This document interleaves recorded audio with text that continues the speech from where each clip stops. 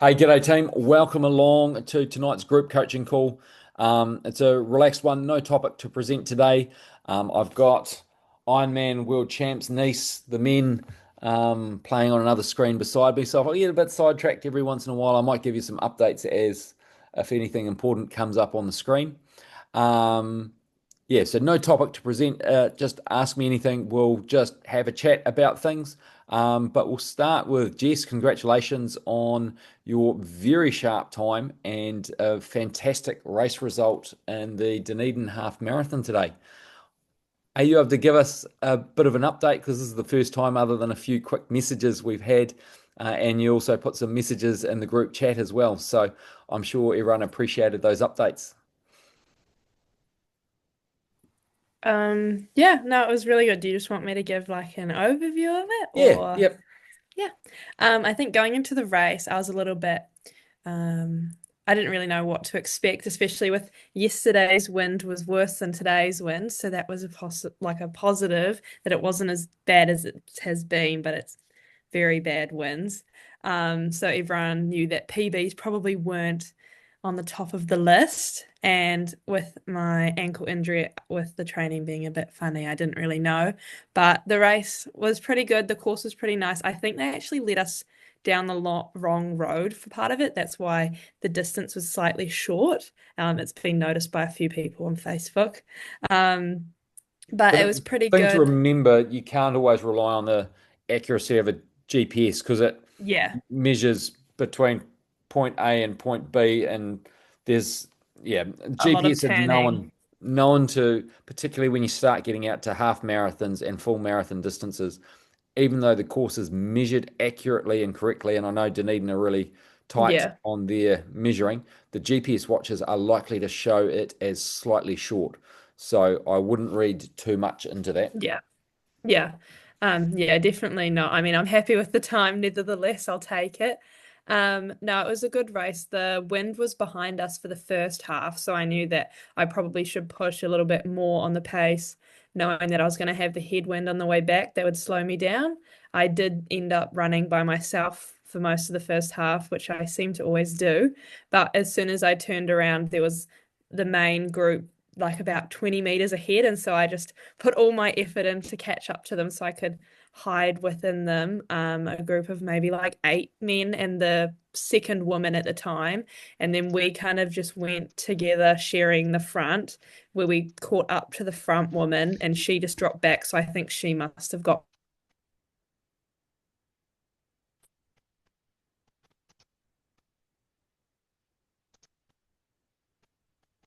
quite hit by the. Then it was probably about 4Ks to go where the and just a bit ahead of me, but I'm still pretty happy with it and I'm still pretty energized afterwards. So I think if I had another race, I think I've got a bit more to give even.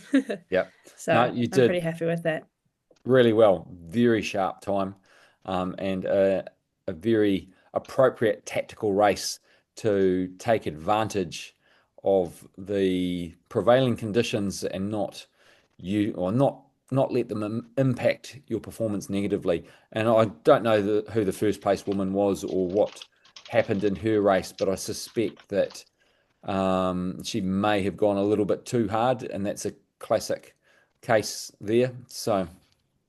Yeah, I think going out from the start, I know never to go out too hard. And that's why I kind of just was fine to just sit by myself at the back. And the fact that I slowly caught up to them, I was like, well, it was obviously the right thing to do. So I was happy with it.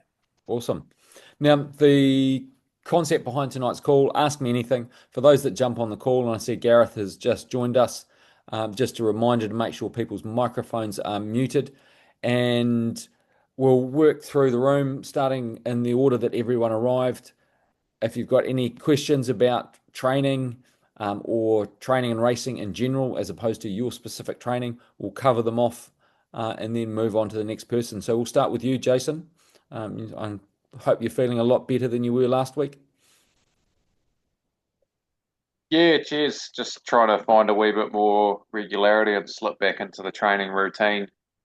Um, I think by, well, for various reasons, my longer endurance training has been suffering for a couple of months. I've sort of been doing all of the shorter sessions, and then whether it be life, attitude, or illness getting in the way. So I think for me, more just reminding myself exactly what I've got on the horizon and try and slip back into getting a wee bit more endurance under the belt. Not really a question. I kind of joined this not really knowing what the format was, so I'm just here for the ride. Right.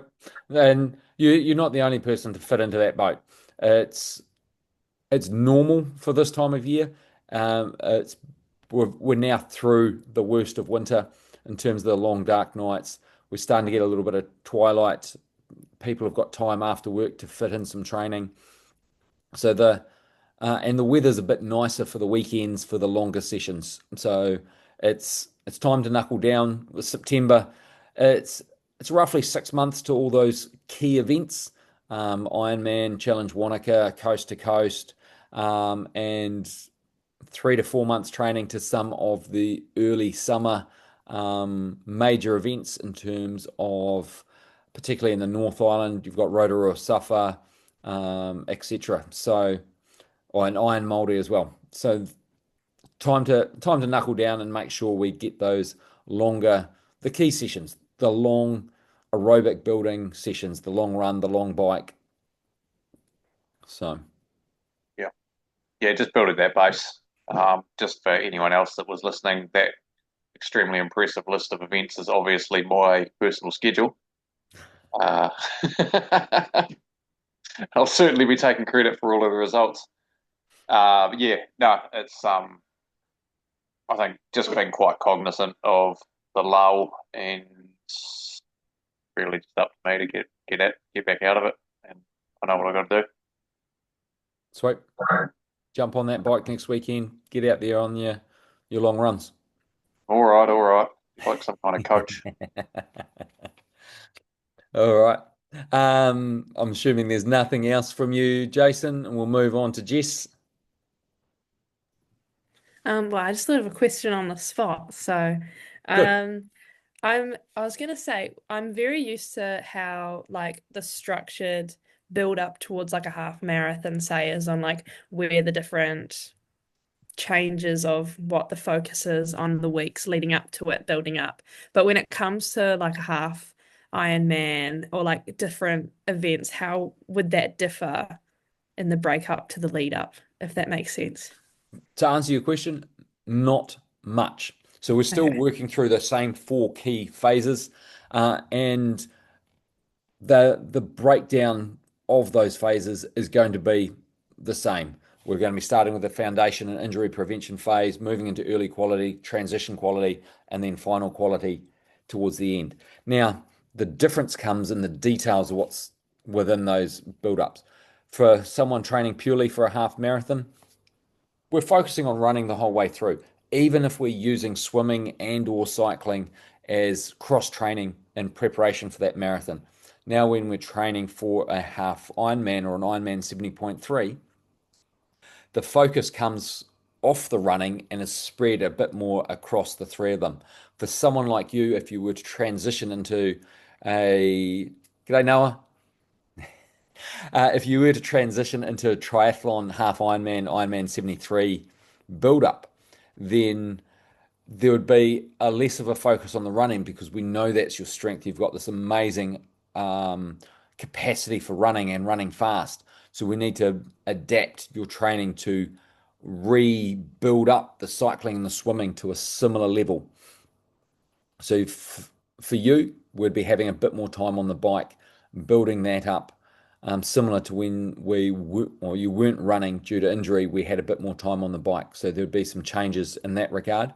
But the key points of it, we're going to be general fitness initially through the foundation injury prevention and into the early quality phase. And then we'll be getting more and more specific as we build towards the event. The final phase, like with your half marathon build-ups, there'd be lots of tempo-based intensity training for the half marathon. There's going to be that tempo-based training leading into the Ironman 70.3 or a half Ironman distance event. Make sense? Yeah, that makes complete sense, actually. When it comes to like the volume of training, would it mean like the hours that I train in the week would increase with being more on the bike? Yes, because key thing is the the bike in the event is a lot longer than an event that doesn't involve a bike. So we need to build your fitness to be able to handle that and then also be fresh enough to run well afterwards. So the long bike ride is going to become the key session in that, and the duration of that will increase. I know we're already doing a long bike ride within your training for the cross training benefits, but we'd start being a little bit more specific about that and targeting a few things within it. Okay.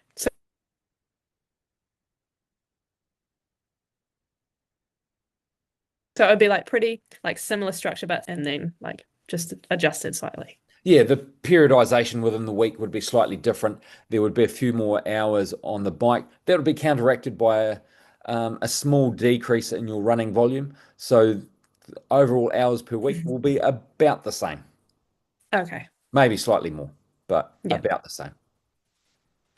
Perfect. Thank you. Sweet. Gareth, over to you, my friend. I don't really have too much tonight. Just a random question that I had in my head. One of the workouts I did on Velocity a couple of days ago, near the end, you announced how many calories you had burned in the workout, and it was something like 1,800 calories. Yep. That seems quite high because I only see about 500 to 600 when I do the same workout. And I know my weight's entered correctly, and I was wondering why such a big difference, if you know. I don't know.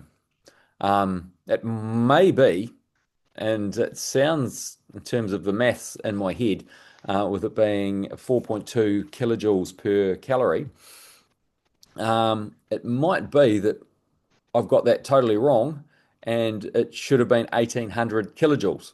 That would make more sense. Yeah. But I was just like, that is something wrong here. Why is one of our stats so far out from the other? Yeah, Um, I suspect that that's probably what it did. I made an error. you would never do And such a thing, Ray. the screen is a wee way from me, and I can't necessarily see the finer details. Okay, cool. One other quick question before we move on. I think I'm probably the last in the cycle. You'll go back to Jason.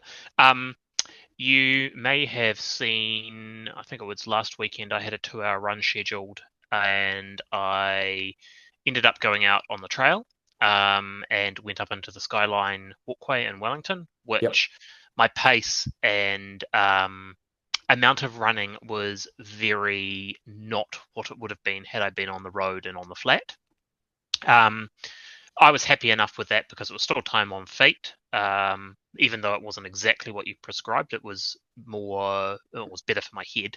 But I had a random question, which was, do you have a rule of thumb for converting trail time to road time? Like, is it 25% roughly? So if I did an hour and a half on the trail, I could sort of say that's, I don't know, more on the road. Like just in a yeah, I So, think you yeah, understand yeah, what I'm asking. I know what you're trying to ask. So the short answer is time on the feet is what's important, and effort is what's important. So if we say your effort aligns with your intensity, and we're measuring your intensity on the flat with pace, when you're out on the trails and the Skyline Walkway is not a flat trail, we've you can't compare apples with apples without saying, is this effort while I'm running up the Skyline Walkway about the same as what I'm familiar with running on the flat? If the answer is yes, then you're doing what needs to be done.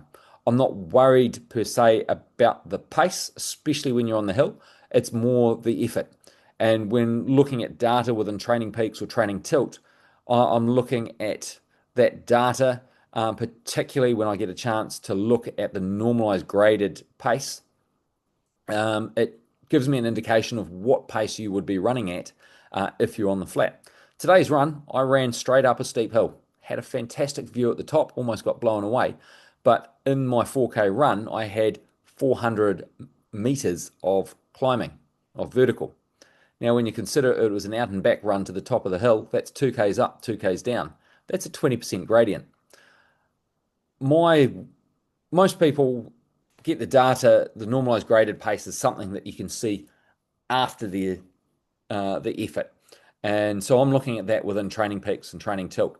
Conveniently, the latest Garmin Forerunner 970 has got an opportunity to display that. At one point, I was looking at running a 17-minute something kilometer on one of the uphill sections that was quite steep.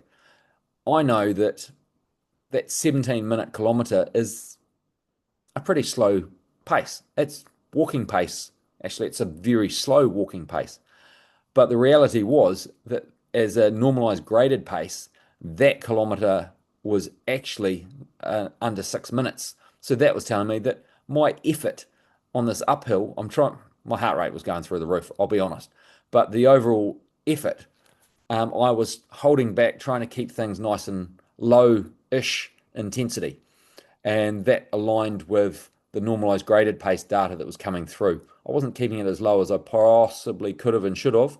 If I was true level two, I would have been under over 6 minutes, between 6 and 6:30 on a flat run, and that wasn't the case. I was a bit under 5 minutes on this effort for a kilometer that was 18 minutes something. So, yeah, time on your feet. If it's a 2 hour run in the hills, it's a 2 hour run in the hills, equivalent to 2 hours on the flat. Bearing in mind that the training stress score, because of the terrain, is going to be a little bit higher. So at the end of the day, whilst you're out there running, don't try and reduce it because you think the run might be harder. Just keep things the same as the plan, but be aware that the training stress score might be a little bit higher by virtue of the terrain that you're running. Thanks, very good answer. Just trying to size it up in my head because obviously I looked at the result and I was like, oh man, I only did 10K in nearly 2 hours. Should I have probably not done that and gone out on the road and done a 2 hour run on the road and got better training from it? You're not getting better training on the road, and like you said, you needed to go out there for your to get your headspace. The trail's more scenic. I much enjoy a trail run than a road run. I'm also Yeah, lucky where I live. I've got this fantastic trail called the West Coast Wilderness Trail that is pretty flat. Particularly the sections near my house are pretty flat. There's some undulations, but at the end of the day, it's just a nice run in a nice location. And if that is more important, and I encourage it to be more important, then go out and enjoy that terrain. cool. Thank you. Awesome. We'll move back to you, Jason. Anything else popped up? Uh, yep. What I was hoping to try and understand, which you may or may not have access to, is there a minimum computing standard for velocity? Because I think I've sort of exhausted the operating system that I'm using, and I just want to know what I should be looking at if and when I replace this laptop with something that actually functions. Off the top of my head, there's bound to be. What that Yeah, is, absolutely no idea. yeah. I am just going to I had a look through their website, the Savo, but I couldn't really find anything useful other than it just said I should have a modern one, um, which was handy. Let's see if Google gives me some AI answer. What is the minimum? If it helps, I'm running mine on my old laptop, which is like a Microsoft Surface. It'd be like 5 years old now, and it Yeah, works there.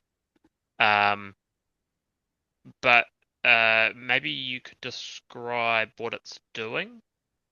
it's basically I can run a replay class and just sort of by myself, no dramas. The moment I step into a live class with anyone else, it just freezes. Like I can't run video. and I lose Ray, and basically my timer skips. So basically it'll count down in about 4 second increments. And then so when I look at my time at the end, it's apparent that those 4 seconds have been missing in terms of a connection. And that's why you see those my data pops up if I do sort of like a 40-minute workout. I can do it it says I'm in there for 31 minutes because I've been disconnected for 9 of those minutes. And it throws out all of the data and points. And I noticed it on the Thursday one with the 10 second increments. When your computer's counting down in random 3 and 4 seconds things, it was very hard to figure out when the efforts were changing. And so it's just the moment I add anyone else into the workout or a live class, basically the whole thing can't keep up. Yeah, okay. I was just trying to, being a techie person, I was just trying to Yeah. think through what that could be. It does sound like the computer's not keeping up. What browser are you running? Are you like using Chrome or Firefox or something? Yeah, Chrome. We You might take this conversation offline to avoid derailing Ray's coaching call, but No, you're not derailing it. This is exactly why we have these things, and having a tech expert on hand on the call is very convenient because often, and Gareth knows this, if I have some tech issues, and we do discuss velocity stuff quite a lot, and Gareth has given some very some not advice, given some feedback, constructive feedback to velocity in terms of some of the things, because he's got some specialist knowledge in a very similar area. So cool. Jason, one thing I would try, which is a real quick thing you can try, is just install a different browser like Firefox and see if it behaves any different. I wouldn't go with like IE Edge or something like that because IE Edge is based on Chromium, which is what Chrome is based on. But switching to Firefox is a completely different core, and you may find it just fixes the issue. Okay. It's an easy thing to try. Yep, I'll give it a crack. And if you have any issues, or it doesn't solve the problem, flick me a message and I'll send an email straight off to Velocity. Yeah, sweet. Can you get them to sort out whatever time zone they think I'm in as well?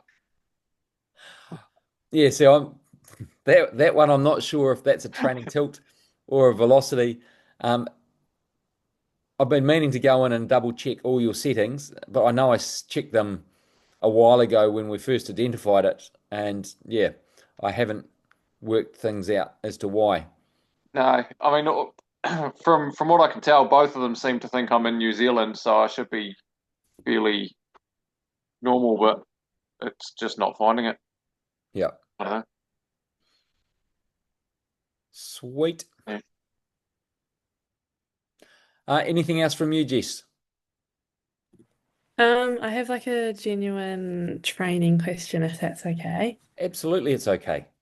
With my national road relays in 2 weeks' time, what is my like I know you've got my training up for this coming week. Is it kind of just going to be quite laid low for the next 2 weeks since it's only 2 weeks Yep. So until pretty then? much, I want to guarantee 100% that you're recovered from today's effort, and then we'll put some, I'll call them primer intervals, the start of next week, and then taper things off so you arrive at the road relays rested, recovered, and ready to perform to the best of your abilities.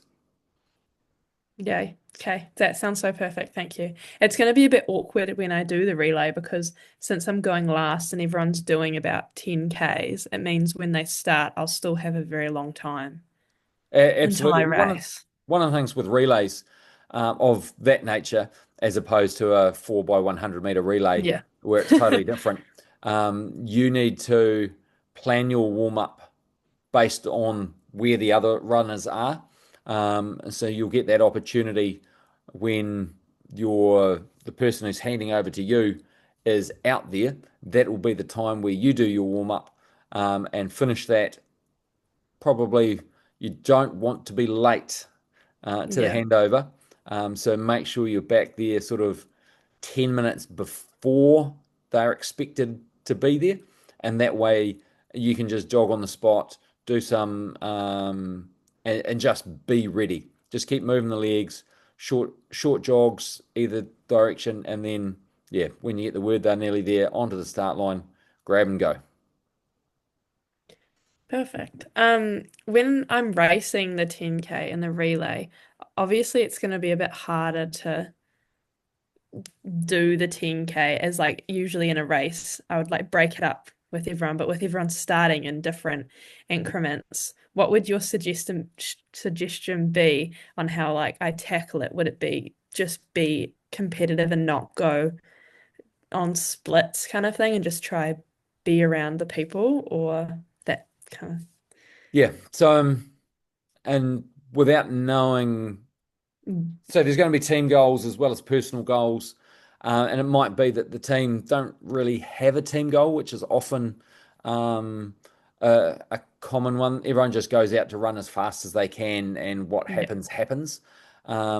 If there's like an arch rival team or club that you're trying to beat, then if they start the last leg just before you, then that will change what you do. So if you were just going out to run your fastest 10K and be consistent doing so, but your arch rival is a minute ahead and you know that you're normally 30 seconds ahead of them, if you were to push that extra 30 seconds, you've got a chance of catching them and then it changes things. So knowing what the team goals are is going to be key to develop what your personal goals are within the relay leg itself. Optimizing your performance is going to be key, regardless of whether you're focusing on team goals or just purely a personal goal. So, breaking it down into thirds or quarters and having a negative split, building that pace as you make your way through is a good way to do it. But tactically, that might not be best to achieve the team goals. It might be that your arch nemesis club is closing in on behind you, so you need to get out fast early. So if they're getting splits on the road and you've opened up, that can be mentally draining for the runner from the opposition club that's now behind you. It's like, I should be beating Jess. Why is she pulling away from me? And that starts playing with their head game. So getting some advantages like that could be beneficial. Out of sight, out of mind is another great tactic in these. So getting away from that start line, getting far enough ahead that when they start running, every time they go around a corner, they can't see you. So you're not their focus, and they might be focusing on other runners in closer vicinity. And be aware of that in reverse as well. So if you're trying to close in on a runner, know that that club runner is up ahead and you're working hard. If you can have one of your teammates or club members providing feedback as to how far ahead and getting that regularly, then that can provide as motivation for you. So, yeah, I can't give you a hard Yeah. and fast answer for that one, but there's lots of options there that will depend on your team's tactics or what their goal is and what they want to achieve. So, touch base later on in the week with me if you want for a bit more focused advice to help the overall success. Okay, perfect. Thank you. That's all from me. No worries. And Gareth, No more training questions. Bart, have you done schedules for next week yet? yes, Training plans? yours should be in there. If it's not, I'll jump in and double check Yeah, straight after this call. some of it's there, but Wednesday, Friday, Saturday, and Sunday are showing as nothing at the moment. Okay, I had some issues last week. Um, I my mean, I'm okay with that many rest days, just to be clear. um, yeah, my computer's doing a few strange things at the moment, and I think it's because I'm working on editing quite a big mountain biking video. So that could be impacting the processing power. And that's probably Jason's issue as well, isn't it? Velocity's not working properly because he's editing a big mountain biking video. Yep. Yeah, definitely. Um, so I'll go in and I'll double check and see what's happened there.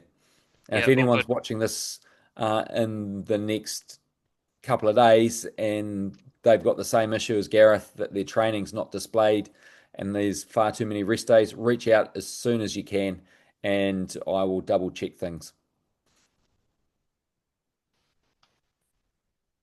Sweet. Well, we'll wrap things up. I'll get back to Ironman World Champs as well as sorting Gareth's training out. They are 106 kilometers, 66 miles into the bike leg now. Martin Van Riel is leading. Um, yeah, it's going to be an interesting run. I was hoping for an early night, but it's not going to happen because I'm going to be fixating on the race. So have a great one, team. And I'll look forward to catching up with you again soon. I think the next group coaching call will be Jade taking another nutrition topic. But if I've got some availability, I might sneak another one in prior to then. Have a great one, team. All the best and train smart all week long. And good luck in a fortnight, Jess. Thank you. Thanks, Ray. Well done again, Jess.